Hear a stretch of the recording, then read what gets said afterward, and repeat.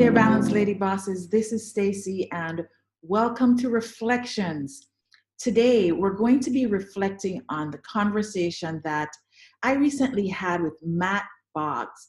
Matt is a coach that focuses on helping women to access their greatness in the space of intimate relationships. I call him the man coach, and more accurately, I call him my man coach because I actually went through a couple of Matt's programs on my quest to create love in the space of a spiritual love partner in my life. And literally, I actually started the process with Matt and his team in 2017, and it took me a minute, but I would say that I am now happily in relationship and expanding in my growth as a spiritual love partner, and just a lot of things that come along with that. It's been a minute since I've been in a committed love relationship that I am actively nurturing towards just amazing greatness, right?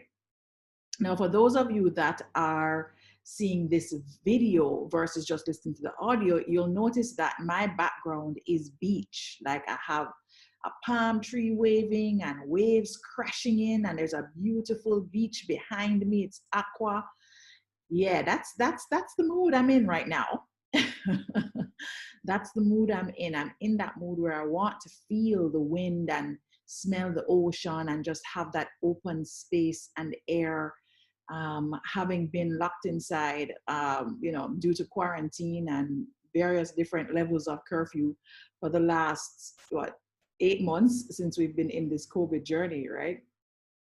Anywho, Matt's program and just him, in general, it's so life-changing experiencing him and the program.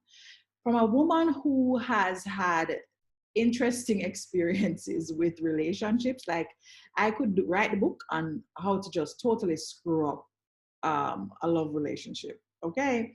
And not because, the men that I experienced these relationships with didn't have their own crap to deal with. No, everybody always has their 100% responsibility in nurturing, building, and breaking down a relationship. So I won't say that there aren't things that each of my different love partners had to improve upon or develop within themselves, and whether they've done that to this day or not, I have absolutely no idea, and it really doesn't matter in the grand scheme of my life at this point. But I will say that we as women oftentimes tend to put the quote unquote blame or look at the other person and say, well, they need to work on this or they need to work on that, and not necessarily take advantage of the reflections, looking at ourselves and facing ourselves and seeing how we are creating the life experience and the love experience that we're having. And that was so awesome. That whole process with Matt was what I think was the biggest takeaway for me. And in this reflection, that's what I want to bring about, is I want to bring about some of the awareness perspectives that helped me to open my eyes, my mind, and my heart about myself and about the things that I should be doing with me to help me access a greater experience with intimacy and loving, in my case, loving a man, right? So first things first, I think everything starts and ends with self-awareness. Being able to see yourself is the key to having a more conscious, mindful life experience, which once you step into that space, allows you to be more in control of what you create. You're not in default, you're in design of your life and life experience, and in this instance, of your relationship and love experience. One of the first things that helped me to remember that in my conversation with Matt was when he said, you can't see the picture when you are in the frame. And what that means, guys, is if you think about drawing a frame around your head, right? When you're in the frame, the world is seeing you. You really have a hard time seeing yourself. And for most of our lives, we live inside the frame and not even recognizing that you can actually see yourself and how you're showing up in the frame. That was a game changer for me in all areas of my life. And in particular, when I started to look at the reasons for the breakdown of my marriage and how I contributed to that. And since then, how I want to connect with myself on an ongoing basis, how I want to make sure that I am actually taking the time to see myself in my own frame. That has been a game changer and has helped me to activate a new level of, how you say, a new level of awareness of how I am being. And that awareness of how I am being is what helped me to move into a more open and curious approach to the different kind of guys I was interested in and attracting into my life. So think about that, guys. It might, might take a second, but think about the statement. You can't see the picture when you're the one inside the frame. I use different ways to see myself. First and foremost, I think I started off just by even recognizing that I can see myself, so I can become aware of how I'm showing up, and then getting help with that. The first experience I had with getting help with that was therapy. When I started seeing my therapist for my clinical depression and anxiety when I was living in Canada, and going through my breast cancer treatments, and in the midst of going through my divorce filing and all that, becoming a single parent, living in a place where I really didn't have any friends or family. The therapy really helped me to start to get the picture. Let me tell you, when I got the picture, it never pretty, right? And then after that, after therapy, I got 2 executive coaches that worked with me over a period of 9 months. That really helped me to get the picture. And I keep doing that. It's not something that I've stopped doing. Every year I get a coach. I attract a different coach depending on what I need in my life. And to the point now where my partner is a coach, right? So that I can have access to that kind of reflection. And it's not that he's pointing out to me how I am. No, he asks me certain guiding questions and challenges me to see myself. And that has been a game changer, both in how I approach life in general, and definitely in how I approach my relationship. Because trust me, there are times when I dip into not nice Stacy, and it takes a minute for me to really acknowledge that Stacy's not being her best self, and having somebody to talk through that with, even if it's not my love partner, having somebody to talk through that with is really helpful. Okay, the next point that I wanted to bring up is you are at the center of the results you are creating. That was another point that Matt and I talked about, because I don't know that we are really aware of how powerful we are in creating our life experience. We may think that consciously in our minds, we're thinking, I am shifting, I am changing, I am creating the life I want. Of course, I want a love partner. Of course, I'm doing the things. I'm doing all the things they say. That is at a conscious level. But at a subconscious level, we have to recognize that there may be thought patterns, limiting beliefs, gremlins, dark things that are in our past, pain that we have covered up, wounds that we have stitched but not really healed. That is creating the results. So it's more to remind yourself that if you're getting results that you don't want, you are still at the center of those results.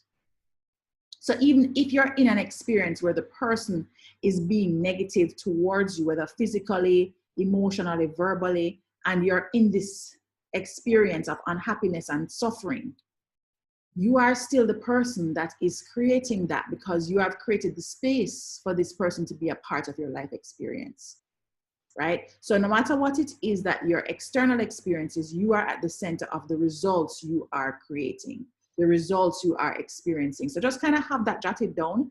And whenever you're experiencing something and you feel like you're putting the responsibility all on the other person, bring yourself back that you have your 100% responsibility in it as well. And it goes back to that self-awareness. So again, it begins with that self-awareness. And then you can say to yourself, you know, I'm responsible. I am the creator behind my outcomes. And start to maybe even write it down. Write down what you're experiencing. And start to ask yourself, how am I contributing to the creation of this experience that I'm having in this now moment? Right? Oh, I love that. It's good. And then the third thing that kind of dovetails from that, when you start to write down these things, notice what you're noticing.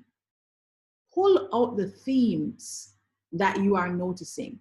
Maybe it's a theme around doing things because you don't feel you deserve anything better. Maybe it's a theme around doing things because you feel like you need to be in control. And so you're holding on with those knuckles, those white knuckles, holding on tight, tight, tight to kind of try to make things work a particular way. Notice what you're noticing from your awareness and observation of yourself. Very powerful exercise that you can do in the space of love. Notice the type of relationships you're getting yourself into. Like, what happens in the relationship? Are they tumultuous? Are they argumentative? Are they codependent? Are they all about the upper level things and not really ever getting into the deep heart of things, the real, authentic, vulnerable things? You know, notice what you're noticing about your relationships, and now notice what you're noticing about your love partners, the people that you choose to open your heart up to welcome into your space, into your body. Notice what you're noticing about those people. Is there a pattern? Is there a theme? Pull out those themes and then ask yourself, is this the love experience I want to create? Is this the love experience I deserve and desire? I feel like I'm preaching today. Yeah. So notice what you're noticing.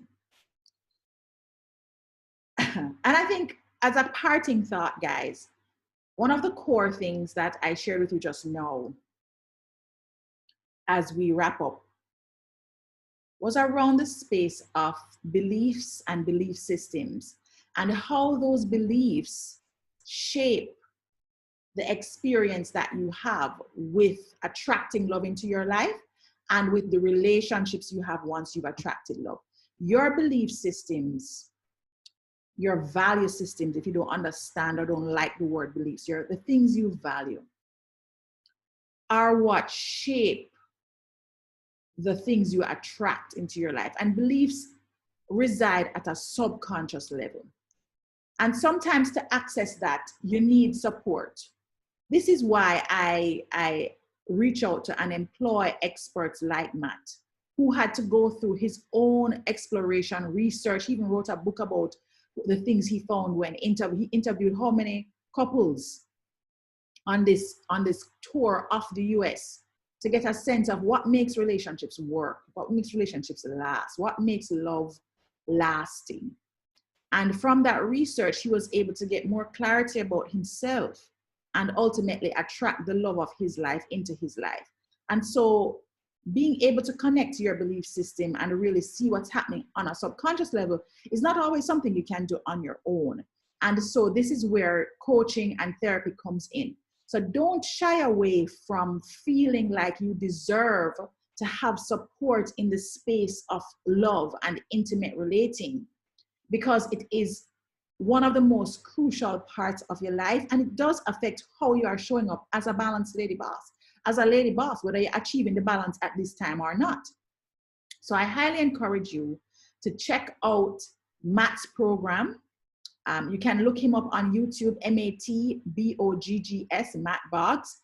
And also, if you want to look up any of his programs, Cracking the Man Code is one of his programs, or Manifest Your Man is one of the programs that I took. That was one of the coaching programs. And you can start for free on his YouTube channel. And if that doesn't appeal to you, then, just dig around. And there are lots of relationship coaches out there. Find one that works for you, that you feel you can get support from in the space of love and relationships, if it is something that you are desiring and not finding that you're having the success is out there, right? Trust me, guys, it's something that I absolutely recommend if this is a high desire area for you. It's something that I invested in, and it has been an absolute life changer for me. I send you lots and lots of love from my heart to yours, and wish you all the success in every area of your life, and especially this one, love and finding that spiritual love partner that you so deserve and desire. Thanks for joining, guys. Have an amazing rest of your evening or morning. And thanks for listening to another episode of Reflections on the Balanced Lady Boss Show.